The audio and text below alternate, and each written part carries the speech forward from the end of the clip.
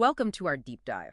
Today, we're looking at an empire born from, well, a legendary act of courage.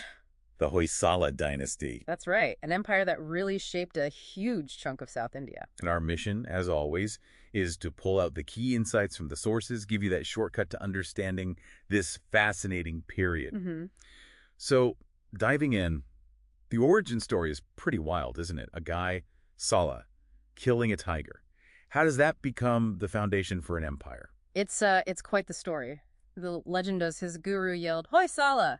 Strike, Sala, as a tiger attacked. Ah, hence the name Hoysala. Exactly. And look, this wasn't just a fireside tale. It became their official emblem. You see it carved into inscriptions like the Belur one from King Vishnuvardhana around 1117. So it's about legitimacy then, using the myth. Definitely. It's state building. Yeah. But historically, they started out more practically, as feudatories under the Western Chalukyas. Right, okay, vassals. Yeah, but they were smart. They saw that Chalukyas having internal problems, and, well, they used that to grab territory. A mix of myth and practical politics.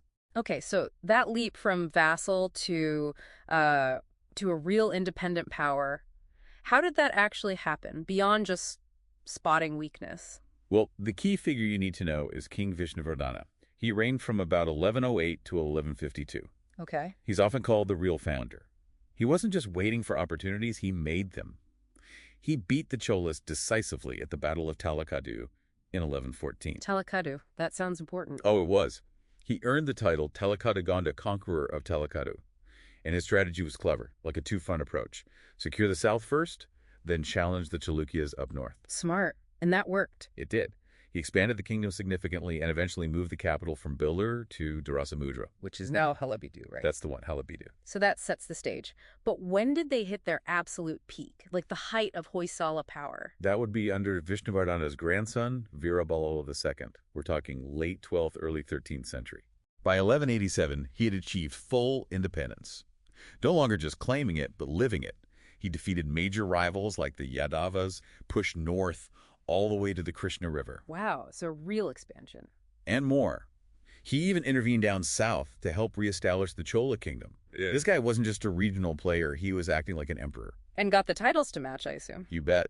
Titles like Hoysala Chakravarti, basically. Hoysala Emperor. That says it all. Okay, beyond the military and politics, empires always have unique cultural things. What stands out about the Hoysalas? Something maybe surprising. Well, one thing that's really fascinating, and maybe a bit grim, is their elite bodyguard corps, the Garudas. Garudas, like the mystical bird? Sort of, yeah. These guys were incredibly loyal. So loyal, in fact, that they often committed ritual suicide when their master died. Seriously? Whoa. Yeah, it symbolized this unbreakable devotion.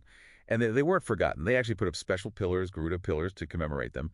There's one at the Hoysaleswara Temple for a bodyguard named Kuvara Lakshma. That's intense. A whole different level of loyalty. It really is.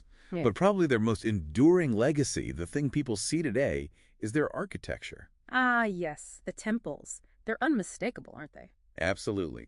That style is unique. They use soft soapstone, which lets you carve incredibly intricate details. People call it filigree in stone. Filigree in stone, I like that. And the temples themselves often have these star-shaped platforms. Plus, all the surfaces are just covered in carvings, like those famous Salapanjika figures. The celestial women figures. Exactly, almost dancing out of the stone. It's this amazing sculptural richness. And didn't these temples get a big international nod recently? They did. Huge news. Just last year, 2023, 3 of them, Chennakesava at Belur, Hoysaleswara at Halebidu, and Kestava at Somanathapura, became UNESCO World Heritage Sites. That's fantastic. A recognition of that unique artistry. Absolutely. It highlights their, sculptural exuberance and architectural innovation. But as the saying goes, empires rise and fall. What brought about the end for the Hoysalas? Was it internal issues, external threats? It was really a painful combination of both. Internally, things got messy when King Veera divided the kingdom between his sons. That sparked feuds. Never a good sign. Nope. And then came massive external pressure. The Delhi Sultanate. First Malik Kafur, then Muhammad bin Tughlaq. Their armies repeatedly sacked the capital, Halebidu. Sacked the capital multiple times. Ouch. Yeah, that drains resources, morale, everything. So, internal splits plus these devastating external attacks. It was a tough situation to overcome. It sounds almost inevitable, facing that kind of pressure. It certainly made things extremely difficult. But even as they declined, they still played a part in what came next, didn't they? Their story doesn't just end there. No, absolutely not. The last major ruler, Veera Ballala III, put up a really heroic resistance against the Sultanate. He even founded a second capital, Hoysapatna, on the Tungabhadra River. Hoysapatna. Does that connect to anything later? It does. It's believed that Hoysapatna later became Vijayanagar. The Vijayanagar. Why? Exactly. And here's the crucial link. The founders of the Vijayanagara Empire, Harihara and Bukaraya. Yeah. They are thought to have actually served under Veera Ballala III. No way. So there's a direct line. It seems so. A continuity resistance, maybe even administration, passed from the declining Hoysalas to the rising Vijayanagara. It shows how even an empire's end can sow the seeds for the future. That's incredible.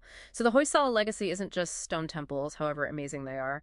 It's also in that transition, that handing off the torch almost. Precisely. Architecture, literature, governance, but also setting the stage for the next great South Indian power. A really powerful reminder that history is connected in ways we don't always expect. Even decline can be transformative.